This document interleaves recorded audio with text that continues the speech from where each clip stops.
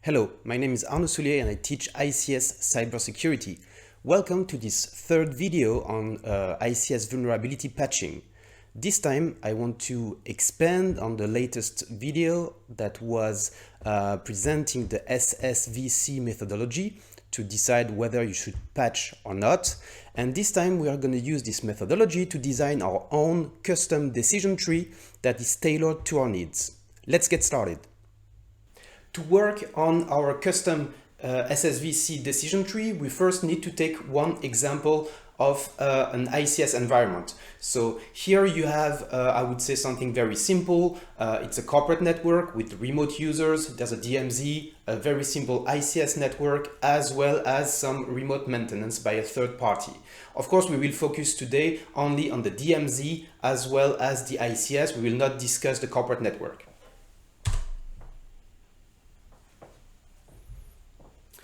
On this very simple ICS network, you have in the DMZ some kind of file share.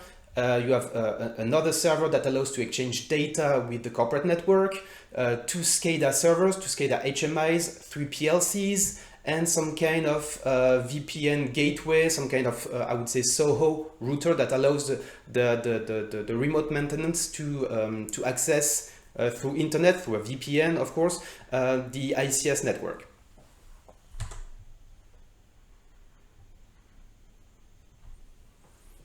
If we discuss the products, we have Kepware as an OPC UA gateway in the DMZ. We have Schneider IGSS as the SCADA servers and of course the corresponding client on the HMIs.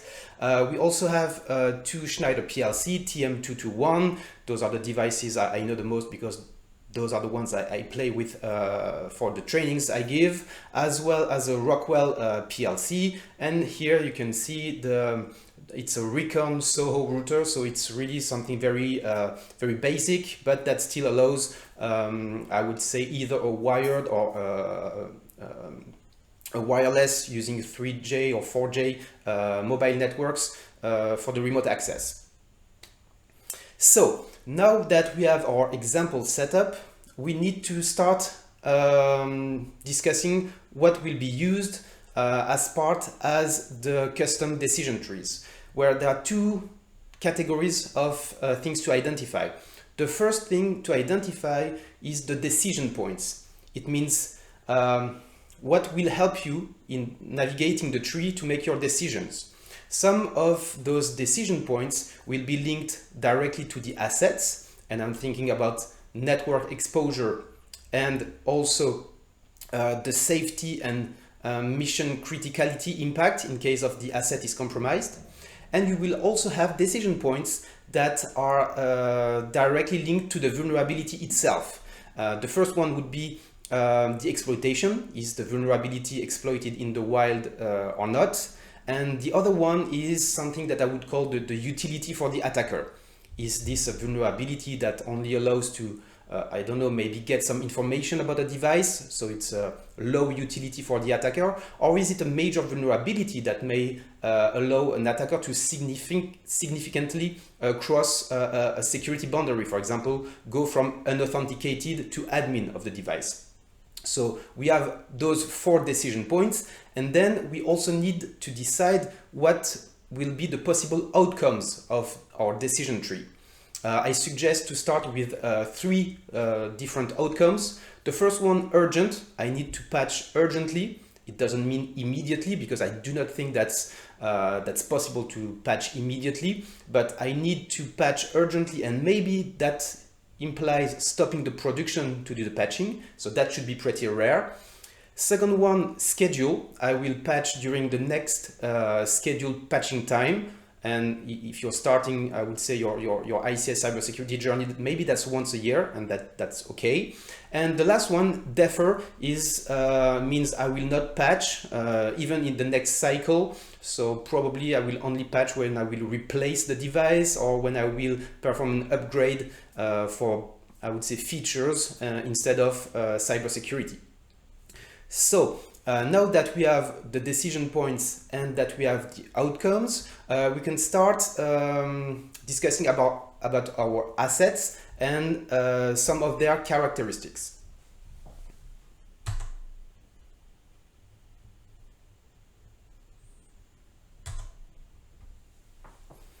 Okay, so first, network exposure. So of course, the first device that I will categorize is the remote access router. So this one is internet facing. So that's one of the possible category for network exposure. The second one is corporate facing. So of course, the Kepware server can be queried, I would say, by the corporate network. So it's not internet facing, so it's not as exposed, but still it's quite exposed. And lastly, I would put all the SCADA and PLC level devices in a third category that I would call limited exposure.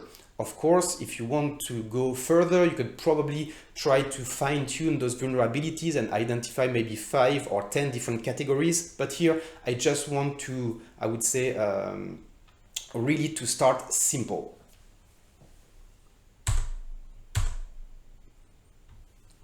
Secondly, the safety aspect and the mission criticality of the devices. If I take a look at the network router, I deemed it non-critical. I do not need my remote maintenance crew to be able to connect at any time. I think that if the process is running as expected, it's possible that I decommission to some extent this router, or maybe I take it offline to patch it. It's not critical. It will not stop the process if it's not available. Of course, it will have impact if it's in the middle of a production incident and you need the help of the remote maintenance. But most of the time, it's non-critical, and also it doesn't have any safety implication. For the Kepware server, I would put it in the same category. Of course, if you do not have the data on your corporate network, it's probably a bit of a problem, because if you use that type of device, you probably use the data. But again, it's not going to stop the process, and an availability of the Kepware server for a few hours is probably acceptable. Then, and that's something we can discuss, it's the SCADA level. So both the SCADA servers as well as the HMI, I put them in the non-critical category because I want to keep things simple. Depending on the industries, a lot of industrial sites, they can work pretty well without the SCADA level. It's just, it allows to be more efficient, I would say, or maybe it's more practical for employees. But in a lot of industrial processes, actually, if you have just the PLC and the local HMIs, you can pretty much run for a long time. I've seen a lot of examples. Of course, other type of industry that's strictly non-possible, because it would mean having an additional workload that's really heavy, and I would say production efficiency that's really low. But in general, and in this specific example, I would consider that the SCADA is not absolutely required to run the process. And so the only things that are critical from a safety and mission criticality point of view are the PLCs, both the Schneider as the Rockwell ones.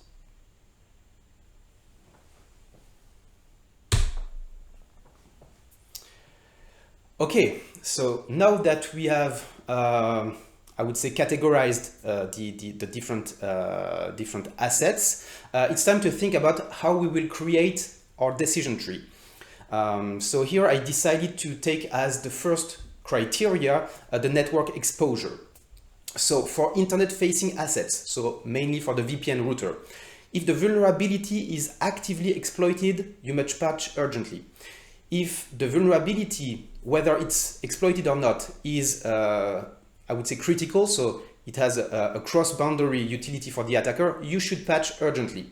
For all the other vulnerabilities, you should patch in the next schedule. And of course, I surely hope that the schedule for internet-facing devices is not the same as the PLC one. So schedule does not mean, for example, once a year for all the devices. Schedule could mean, okay, for the VPN router, I will patch every month, but for the PLC, it's once a year, okay? So it just means, schedule just means in the next specific planned timeline.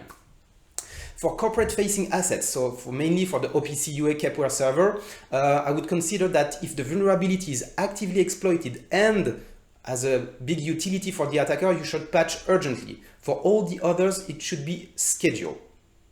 And then for the limited exposure assets, So for the SCADA as well as the PLC, I can consider that if it's critical for either safety or mission impact, and the vulnerability is important, so cross-boundary, then we can schedule. And for all the other vulnerabilities, we just defer. So I think that we should adapt the level of patching depending on the assets. And here's a perfect example. So there's no urgent patching for the PLC and the SCADA because I consider that from a network point of view, they are already protected. But I make a difference between something that could have an impact on the safety or big impact on the ability to run the process and high vulnerability. This should be patched, the other you shouldn't patch right now. So those are my rules, guidelines. They will not work for everyone. It's just an example of, I would say, a very simple example of how you create a decision tree. And now that we have those principles, what we need to do is simply to grow our tree. With these principles in mind, let's create our decision tree. And to do that, I will use the JSON format that is provided by the SSVC on their GitHub. You will find the link in the description of the video. And so here is what a decision tree looks like. Basically, you define your decision points, so exploitation, exposure, utility, safety and mission impact. Those are the ones I decided to use. Then the different decisions. I chose 3 outcomes: urgent, schedule, and defer. And then that's probably the most boring part. You have to enumerate all the cases and define the decision based on the decision points. So it's a bit long. But once this is done, you can actually use the SSVC Calc app that is provided on democert.org and import a specific tree. This is what I will do. So let's select our tree. The decision tree was updated. I can show the full tree. So this is what it looks like. Exploitation, exposure, utility, safety and mission impact, and then here the outcomes. As you can see, I probably didn't do my job correctly because the urgent here is orange and not the other. So that's probably something that you can define, I would say, around here. So probably a little bit of tweaking to do. But this is the tree, so it's actually quite nice. And you can also, of course, navigate the tree. So we will take a look at a few vulnerabilities and try to navigate the tree. Okay, first vulnerability. Let's click on Start Decision. The Recon Industrial Cellular Router. So that's the VPN access for the remote maintenance. So the CVSS is quite high, 9.1. There's no exploitation, so I will say no. Then the device is internet facing. Okay. What's the utility of the vulnerability? So that's a characteristic of the vulnerability. Let's take a look. Authenticated OS command injection. So that's pretty bad because you can do whatever you want with the device because you can inject any type of OS command, but you have to be authenticated. So you already have to be an admin to exploit this vulnerability. So in my opinion, this does not qualify, I would say, as recrossing a security boundary. I do not really care. It's not a priority for me to prevent admin from executing a root command on the router. So I would say that the utility is limited. What's the safety and mission impact of this device? As stated earlier, it's only for remote maintenance, so there is no, I would say, immediate short-term impact on the process, so I choose non-critical. And so the outcome is schedule. Then you can, of course, type in the CVE and export that as a PDF or JSON. I will not do that, but as you can see, you can use this Calc app to really I would say leverage your custom decision tree to define what you will do and what you will not do. So maybe we can take a look at another example. Here, Schneider Electric IGSS, so that's the SCADA I decided to use for my case study. Of course, I selected the products that had vulnerability on the ICS cert website.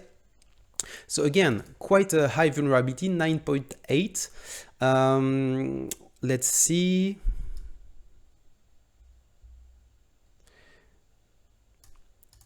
Yeah, so basically that could be exploited without any type of authentication. So let's start over.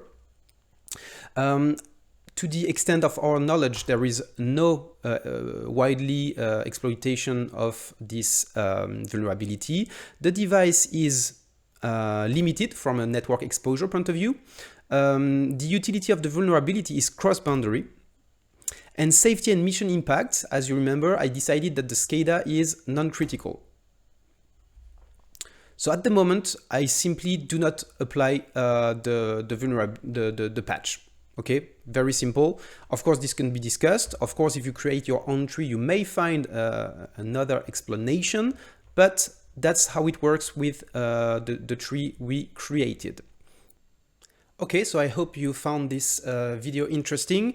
I'm looking forward for your comments, so please do not hesitate to contact me. And there might be a last video on vulnerability patching in ICS in a few months. I do not know really at which time I will be able to do it, but stay tuned.